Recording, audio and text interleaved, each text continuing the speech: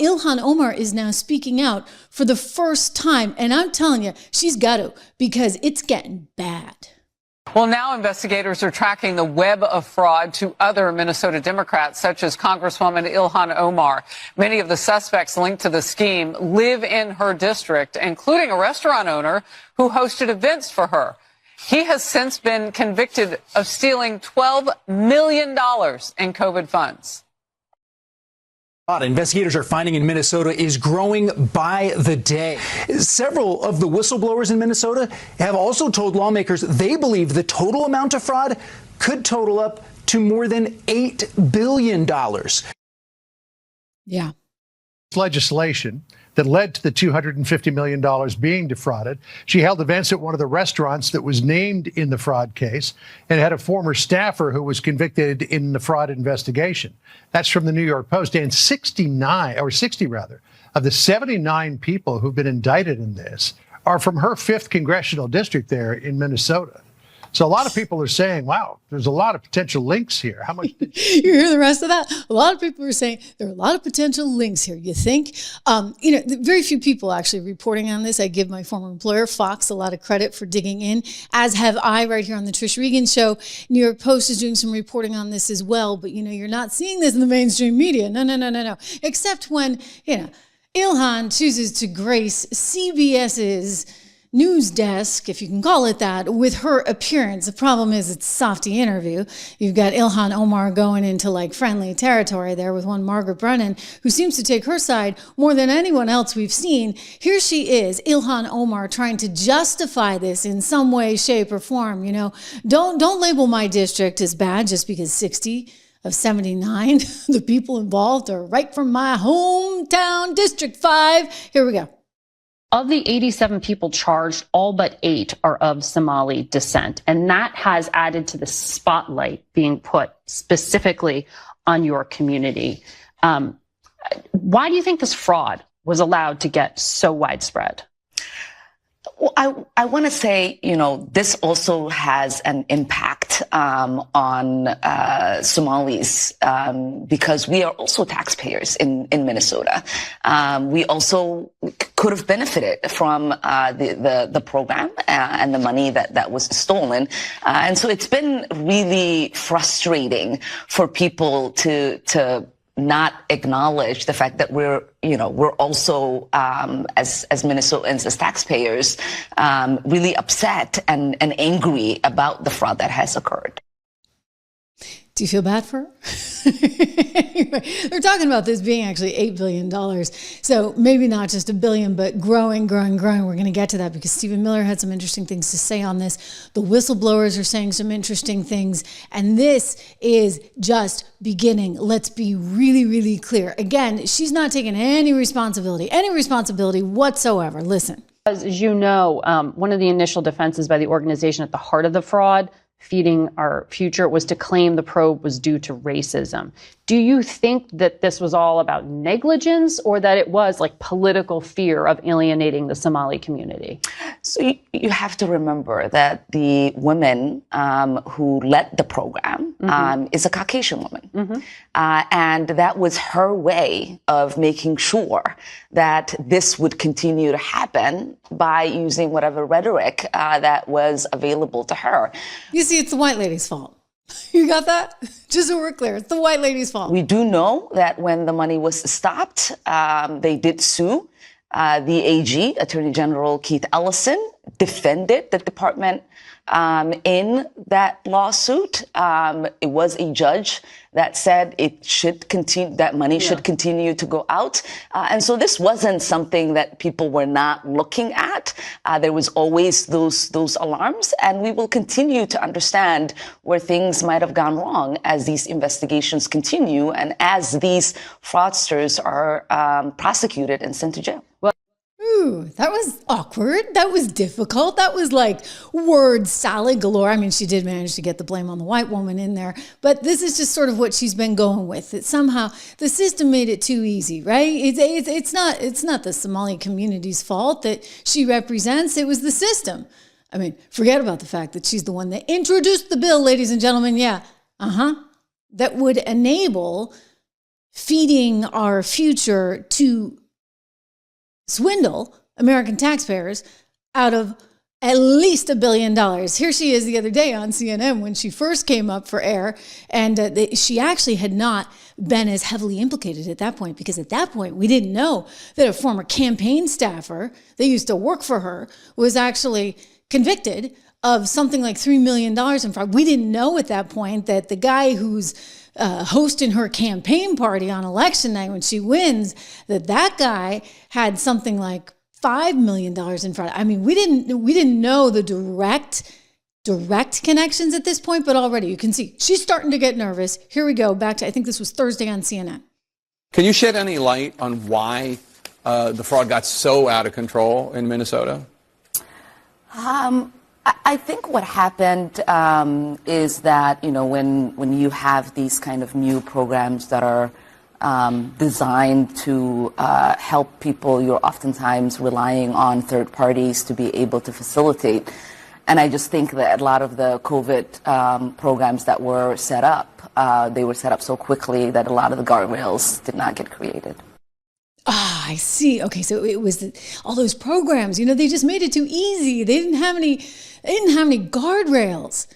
Well, I'll tell you, prosecutors are not going to buy that. Treasury Secretary is not going to buy that. He's out there saying it could be even worse than you think.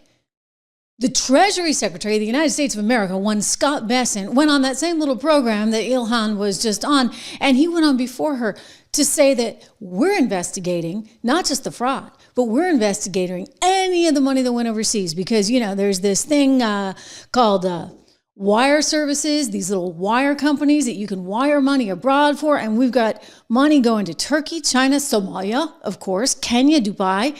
And what are they worried about? They're worried about terrorist financing, right? Fundraising. That's what they're concerned about. And so that's now coming into the purview of Treasury. It's coming into the purview of the IRS. I'll tell you, this is getting worse and worse and worse for one Ilhan Omar and the rest of her buddies there, who we don't know. I'm not saying that they knew, although I find it kind of hard to think that she could have been hanging out with all these people, introducing the legislation that would enable them to help themselves so easily and not have known anything. That's kind of amazing. I don't think I'm that naive, but we'll give her the benefit of the doubt until we see what else is there. But I'm telling you, we're going to do some digging here, a lot of digging, which Treasury Secretary Bessent has begun. And look at the hostility that he's met with here on CBS. I'll tell you, he's turning into some kind of assassin. Bessent, for the win on this one. Watch him take down this CBS reporter. Check it out. The president told you, though, this week to look into Somalis who, quote, ripped off that state for billions of dollars. He said they contribute nothing. What exactly are you investigating? Well, Margaret, to be clear, the initial fraud that was discovered by the IRS, for which I'm the acting commissioner, is discovered by IRS Criminal Investigations Unit. This was not an endogenous thing that the state of Minnesota decided we had to go in and clean up the mess for them, and this is part of the continued cleanup. A lot of money has been transferred from the individuals who committed this fraud, including those who donated to the governor, donated to Representative Omar, and donated to A.G. Ellison, but they've been transferred to something called MBSs. And those are mortgage-backed security. What do you mean? They're like sorry, wire transfer transferred to what? These are money the Bureau services, and they are wire transfer organizations that are outside the regulated banking system, and that money has gone overseas. And we are tracking that both to the Middle East and to Somalia to see what the uses of that have been. Okay, but you have no evidence of that money being used to fuel terrorism at this point, which is what some conservative writers are. It's been a week, Margaret, okay? His point is we're investigating it. They had all this money going overseas. That they do know about. So now the question is whether or not any of it was linked to terror. By the way, what's it doing going overseas if it's supposed to feed our kids, for goodness sakes? Oh boy, this is bad. That's why it's an investigation. We started it last week. We'll see where it goes. But I can tell you that it's terrible. Representative Omar tried to downplay it. Said, "Oh, it was very, it was very tough to know how this money should should be used. Yeah. She was gaslighting the American people. Well, we'll talk to her. Yeah, but when you come to this country, you got to learn which side of the road to drive on. You got to learn to stop at stop signs, and you got to learn not to defraud the American people. Whoa. Like I said, Besson for the win. My gosh. Did you see the reporter? She started clicking her papers and everything. She's like trying to move it along because she doesn't like what he's saying. She really did not like what he was saying at all. Basically, what he said was there was money going overseas. It's these wire transfer company, something like a Western Union, not to pick on them, but like that's the kind of company, right, that you would use to transfer money. Well, that comes under the jurisdiction of the Treasury Department as well as the IRS. And so what are they going to do? They're going to look at all of that money that went, and we could be talking about billions of dollars that went overseas instead of feeding our future, feeding our kids. Wow. Wow. Well, Ilhan Omar is off her rocker. And by the way, so is the reporter, because they seem to have forgotten this little thing that happened along the way, which was that a campaign staffer, I want you to remember this before we watch the soundbite, okay? This guy, Guhad Hashi Saeed, he and Omar together, you see the picture of them, back in happier days, you see, because Mr. Saeed was convicted of having taken something like $3 million from this. Remember that. Because what did Besson just say? Well, we have evidence that some people involved in her campaigns, a staffer, actually was misusing these funds. And it's like that never even happened as far as Ilhan and the reporter are concerned. Watch. I want to pick up on where the Treasury Secretary just left off. He alleged that people who were tied to you or your campaign were involved in this broad, brazen scheme to rip off the Minnesota state welfare system. Do you want to respond to that? Do you know what he is referring to? I really don't, and I don't think the secretary himself understands what he's referring to. We obviously... Excuse me. Let's go back and play that again. We know that Mr. Saeed has been convicted of having stolen millions of dollars. So let's play again. Apparently the reporter forgot that, or she missed that news flash, which came out on Friday. I want to pick up on where the Treasury Secretary just left off. He alleged that people who were tied to you or your campaign were involved in this broad, brazen scheme to rip off the Minnesota state welfare system. Do you want to respond to that? Do you know what he is referring to? I really don't, and I don't think the secretary himself understands what he's referring to. We obviously had people who were able to donate to our campaign that were involved. We sent that money back a couple years ago. And actually, I was one of the first members of Congress to send a letter to the Secretary of Ag asking them to look into what I thought was a reprehensible fraud that was occurring within the program. Your time was up, right, lady? Okay, so Ilhan Omar staffer pleads guilty in fraud case. Apparently, CBS didn't realize that. That was actually 2 months ago that he pled guilty. This is, as I said, his picture there. She's been implicated with a lot of people. A lot of these fraudsters like to take selfies with her. Again, one of the fraudsters and she were together on election night because when she won, where did she choose to have her party? At his restaurant. All right, this news just breaking moments ago. Fox News has obtained photos of one of the Somali illegal immigrants wrapped up in the Minnesota fraud scandal, posing with several high-profile Minnesota Democrats, including Congresswoman Ilhan Omar and Governor Tim Walz. The man pictured is Abdul Dahir Ibrahim. He entered the country in 2000 and has had an order for removal since 2004. He also has a prior conviction in Canada for asylum and welfare fraud. ICE tells Fox News Ibrahim was granted temporary protected status for 10 years, but should have never been eligible. No, definitely not. Here's the bill that she introduced. I want you to take a good look at this one, guys. It was HR 6187, and guess whose name is very much at the top of it?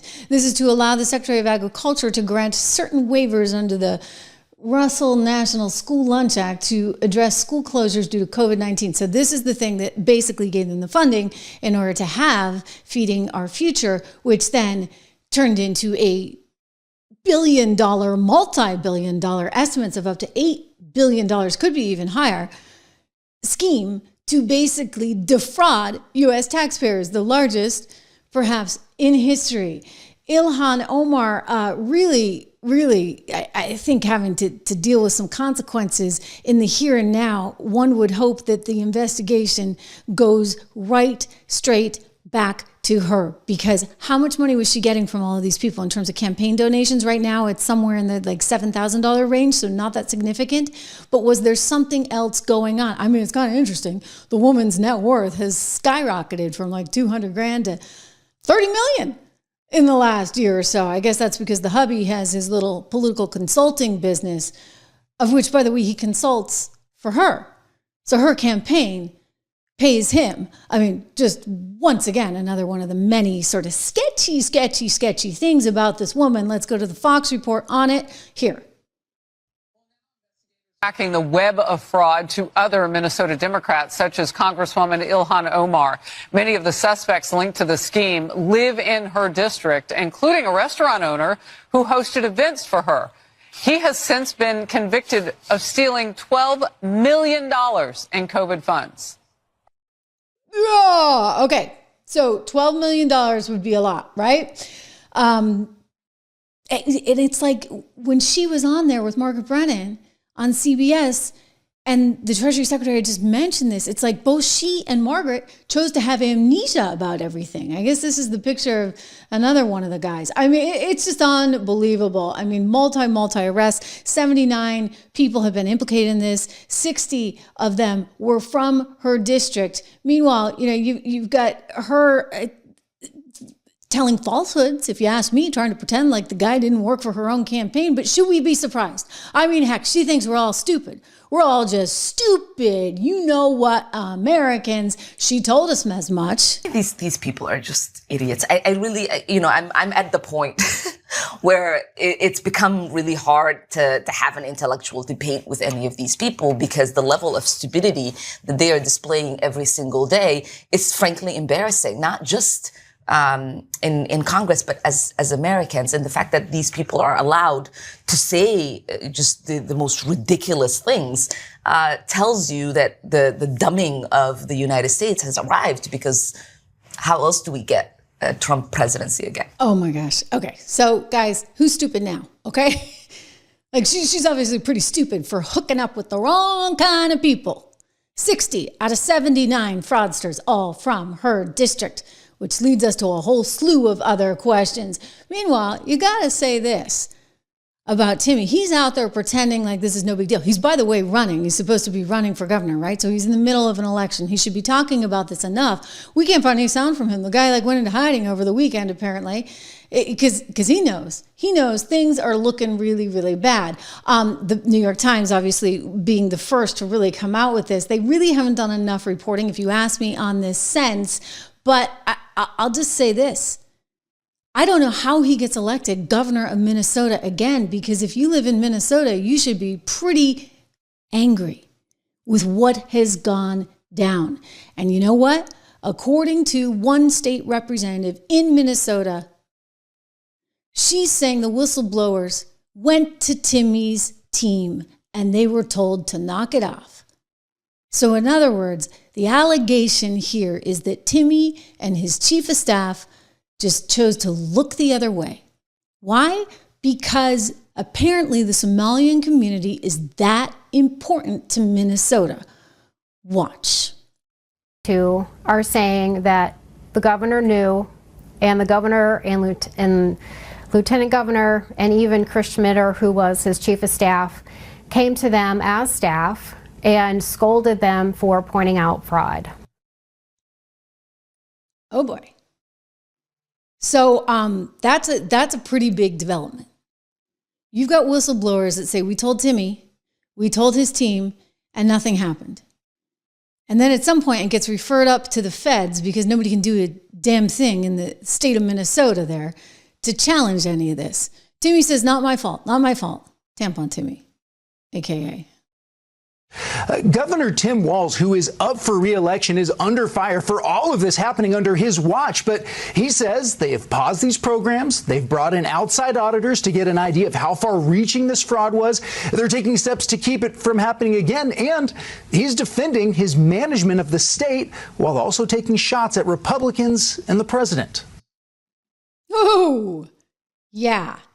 Because why not take a shot at the Republicans and the president? Somehow this is all the Republicans' fault. I mean, at least $1 billion, possibly $8 billion goes missing, and it's somehow Donald Trump's fault. You get how this works, right? You get how this works. I mean, sorry, you guys have no excuse on this one. And Timmy's delusional to sit there and say stuff like this. And in spite of the headwinds we're up against, Minnesota ranks economically, economic growth, happiness, number of people insured, education levels, near the very top. So I'll tell you what, I have no interest in having this state look like Oklahoma or Mississippi. Please. And if folks are going to commit crimes here, thinking because our generous spirit and our programs that we have is going to give them some kind of cover, they are sadly mistaken. Yeah, Minnesota is also now home to the single largest pandemic fraud scheme in the country. And Republicans argue that Walz and other Democrats opened the door to this. Yeah, I mean, I'm just kind of saying, by the way, don't pick on Mississippi and Oklahoma because they're looking darn pristine compared to you and your state of Minnesota. This is nothing against the good people in Minnesota, but clearly you get some problems there, and you get some problems that nobody was even willing to address, not willing to address in any way, shape, or form. I mean, Donald Trump would tell you there's a reason for that. Stephen Miller would tell you there's a reason for that. As you heard Besson say, you know, you come to this country and you kind of got to get with the program. We have certain rules, and it doesn't mean it's a free-for-all. And you can't just, you know, help yourself because you think that's the way it goes. No. So Stephen Miller talking about this issue on Hannity's program the other night, and Ilhan Omar did not appreciate his rhetoric. She had a response, which frankly just sounds like a total meltdown. But anyway, we'll start with Miller. I want you to hear what he said. And, you know, he's just calling it like it is. I mean, you can't do this stuff, right? Like you can't. We have found so far, we believe that the Somali fraud operation in Minnesota is the single greatest theft of taxpayer dollars through welfare fraud in American history. We believe that we have only scratched the very top of the surface of how deep this goes.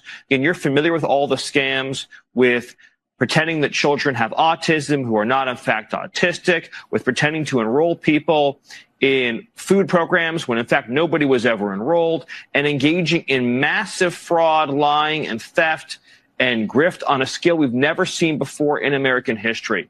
The total bill, the total tab for this is going to be far beyond the numbers we've already seen reported.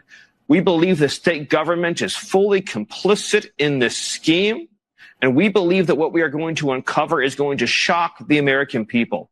Look, based on the records that we already have, and this is a significant undercount, by the way, 75% of the Somali population in Minnesota is on welfare. But that's likely a significant undercount of just how much of a financial burden the Somali refugee population is imposing on this country. Wow.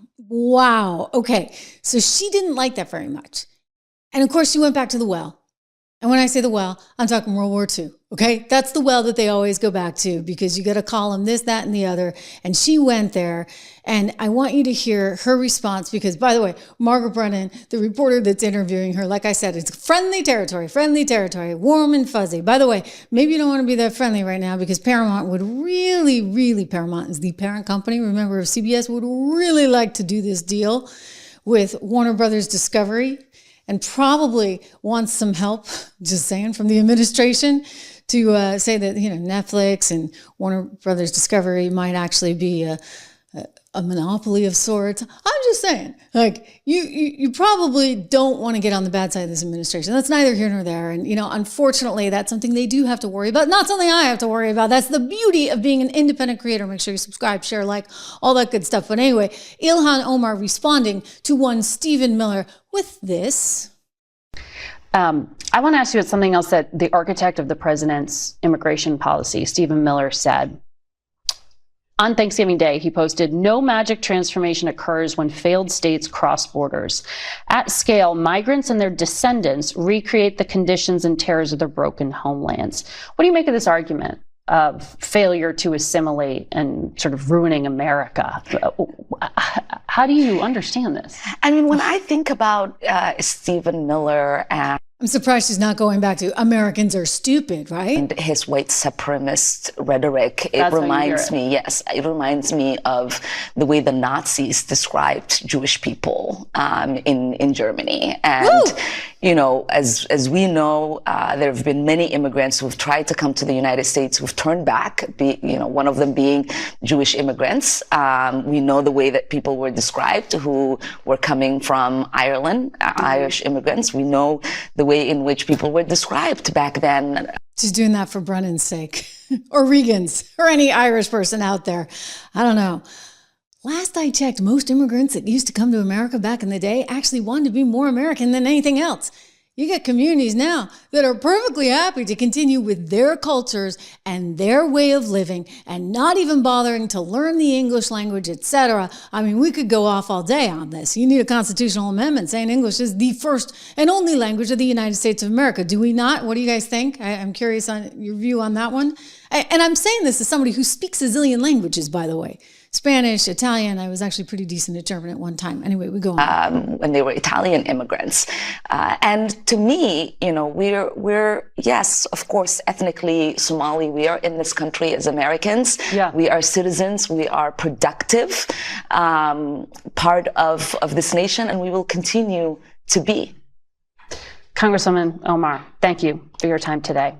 I'm surprised she didn't kneel down. I mean, it was like very, very hard to watch that whole interview. Clearly, the bias is there. And by the way, she's a very nice person in real life. I used to share like an office cube area with her at CNBC. She really is a delightful person, so nothing against her, but the bias is so entrenched. She actually, I think, was an Arabic scholar in school, so she's fluent in Arabic, and she has, in my estimation, I mean, I don't know how else you account for that interview, where she's like looking at Besant like he's got three heads, and how dare you say this, how dare you say that, and then trying to allege that he was off his rocker when he said that somebody on Ilhan Omar's staff had been implicated in this. And I'm like, no. He's right. He's right. You're wrong. And Ilhan's wrong. And if you actually could get outside your own little bias tunnel, you would realize that, and you might actually have a decent interview, and we might have gotten some more interesting viewpoints out of that. All we heard was Ilhan Omar talking her book and sounding as dumb as ever. But you know what? She's the one who thinks we're the dummies. And maybe we are, because we allowed for her district to steal billions and billions of dollars. The estimates keep going higher. They're finding millions of dollars apparently every day. Well, you know Trump is mad about it. You heard him the other day. She's not too pleased about this one either. Donald Trump being very politically incorrect. But clearly, under the circumstances, he's not too happy with the 5th District of Minnesota run by Ilhan Omar. The welfare is like 88%. They contribute nothing. I don't want them in our country, I'll be honest with you. Okay? Somebody would say, oh, that's not politically correct. I don't care. I don't want them in our country. Their country's no good for a reason. Their country stinks, and we don't want them in our country. I could say that about other countries, too. I can say it about other countries, too. We don't want them to hell. We have to rebuild our country. You know, our country's at a tipping point. We could go bad. We're at a tipping point. I don't know if people mind me saying that, but I'm saying it. We could go one way or the other, and we're going to go the wrong way if we keep taking in garbage into our country. And he went on to say, Ilhan Omar is garbage. Her friends are garbage. He does not want them here. I mean, it was a pretty explosive thing to say. I get it. But I think he's pretty much ready to explode over news that we are looking at the largest fraud in U.S. history of the welfare system. And it's because apparently they're just too nice in Minnesota. And so as Ilhan said earlier, you know what? It's their fault. They made it too easy, right? The fraud got so out of control in Minnesota? I think what happened is that, when you have these kind of new programs that are designed to help people, you're oftentimes relying on third parties to be able to facilitate. And I just think that a lot of the COVID programs that were set up, they were set up so quickly that a lot of the guardrails did not get created. Yeah. So it's those stupid Americans' fault for putting together programs that just made it too irresistible to swipe billions away. I'll tell you, Dr. Oz is not happy either. So he came out and, he's running Medicare and Medicaid, and he's saying, listen, this is because of politics. You had Timmy Walz, who was too darn afraid of the Somali community. He couldn't do squat for a reason. He didn't listen to whistleblowers for a reason. I want you to hear Dr. Oz on it. It's true. A Somali fraud ring in Minnesota stole over $1 billion from Medicaid. How did this happen? Well, Medicaid programs are run by the states, which in Minnesota means the Tim Walz administration. Governor Walz and the state's other Democrats rely on Somali votes to get elected, so they decided to look the other way because they were afraid of, quote-unquote, political backlash. Don't take my word for it. That's what a Somali-American fraud investigator told the New York Times. When these scammers realized that nobody was guarding the cash register, they went gangbusters. One program designed to provide housing stabilization assistance to patients ballooned to $104 million, when 4 years ago it was projected to cost only $2.6 million. Some of these taxpayer funds may have even ended up in the hands of a Somalian terrorist group. Scary stuff. When CMS became aware of the housing program situation, Minnesota insisted it could clean up its own mess. A few months ago, it admitted it could not. So we stepped in to shut down the fraud-infested housing initiative. Today, we're taking action on more than a dozen other programs, which I've outlined in the post below. Our message to Walz is clear. Either fix this in 60 days or start looking under your couch for spare change, because we are done footing the bill for your incompetence. Wow, that was actually pretty good. He did a very good job explaining that. I think it's important for people to hear that, right? It's kind of a complicated topic, but I think bottom line, what we know went down is that you have some people that felt like they could just help themselves, and it's not okay. It's never, ever okay. So if he is suggesting that basically the politics of the moment is what created this scenario, I think that all of a sudden, this Timmy Walz video from about a year ago or so totally makes sense. Because do you remember when Timmy was like, oh, we got to change our flag? And they changed it from the lovely flag that it had been into a flag that actually looks a whole lot like Somalia's flag. I've got the video. I want to play it for you. Take a look. Yeah, so he gets up and he's like, oh, okay, I need my new flag, everybody. Wow. Okay, so this is the new flag, which I'm not kidding. Like the Somalian flag has a star like that, very similar coloring to that. There, that's better. Yeah, that's better. That's better, all right. I find it very interesting. It's sort of like, okay, well, now it all makes sense, right? Now it all makes sense when we consider, like, they didn't need to change their flag. Why did they decide to change their flag? And why do they have to kind of model it after something out of Somalia? I think that's rather bizarre, don't you? Right? I mean, but except that now, under the circumstances, now that we're learning all of these things, yeah, now it starts to make sense. Here we go. Here's Minnesota's flag, okay? And then I've got Somalia's flag. I mean, kind of similar, kind of weird. Just saying. Think about it. All right, so you got a disaster there. And I think that the good news is this administration, this team is determined to get to the bottom of it. And I'm going to tell you, and I'm going to tell you over and over again, do not underestimate Scott Bessent. He is a brilliant guy. This is the guy that took down the Bank of England.